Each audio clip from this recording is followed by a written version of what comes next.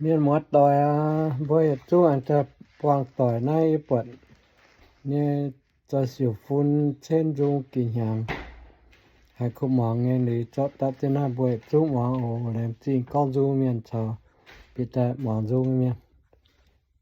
จุงแปลงออนโน้มันจะเย็นเดียวแปลงออนหมอหรือจุงมาเจ็บปวดไม่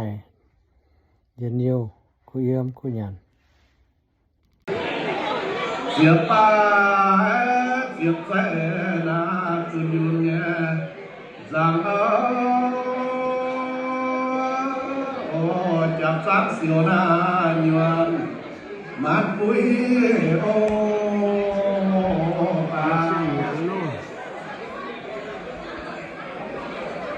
việc việc ba yêu cô là nhân tin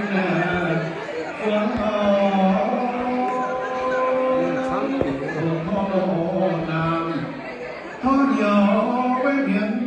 chiều tình xiêm nhẹ ba yêu nhẹ na xiêm ninh xíp phải lo tìm phải vui với đủ bèn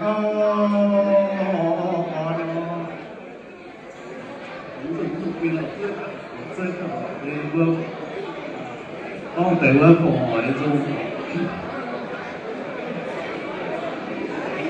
sang nhà na siêu liu chiều ninh nhà phú đắp địa xiên lo niềm xiên phú lo tìm đắp địa bé xiên nên xoan hết nhà hoàng áo xuất nhiệt cho nó rồi bé đầu nó thùng nhà nhà lẽ xin na kia mà yêu xin nhà u lo cùng siêu sa lo nguồn tài đám quê nam nhớ cứu sinh ya chẳng ngó lo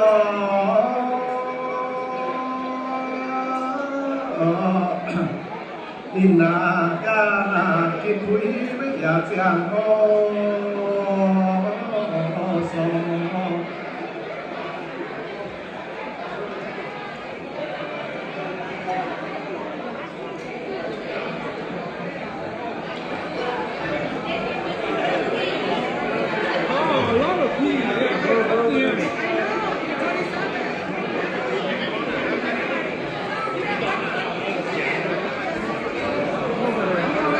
diệm nhẹ pi với yêu nhẹ na bồng nín nhẹ kia ôi cha thơ hơ quên đủ tiền ôi qua lọ hai xưa tổ tiên ấy giang xin sông nhà quê nhân sáng là tin này chung vừa tin xiang yang ya chinh phú mà lộ vừa yêu chung yêu quân và tao ya đau ya bèn on vừa yêu xiang yang xiang phú xiang tin thiếu xiang phú dia thiên chân xiang sông dia chân tao bèn onวันที่ยืนไปพวดผู้น่าซอยเสียวหรือว่าปอ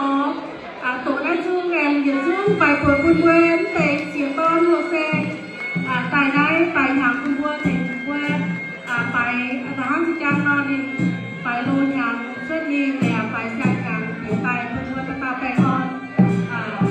จะยุ่งยืนเสียวโอในชิงชัก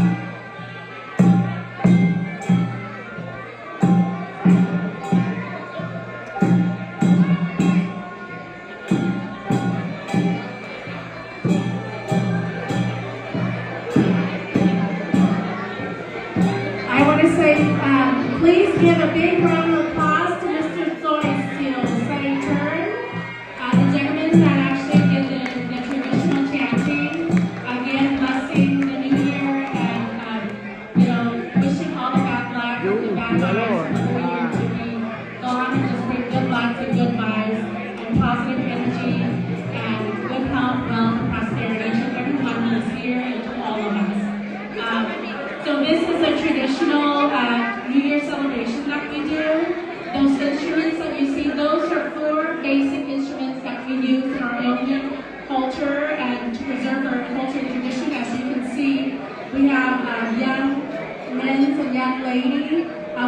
to participate, and we hope they will continue to cooperate and help us thrive and continue. So without further ado, earlier I said PS Sunshine Girls was going to perform, but because our Lions Dance Club are here, we're going to have them perform first, and then we'll have the PS Sunshine group to perform. Okay? So please give the Lions Club a big round of applause. They're going to do a show for us.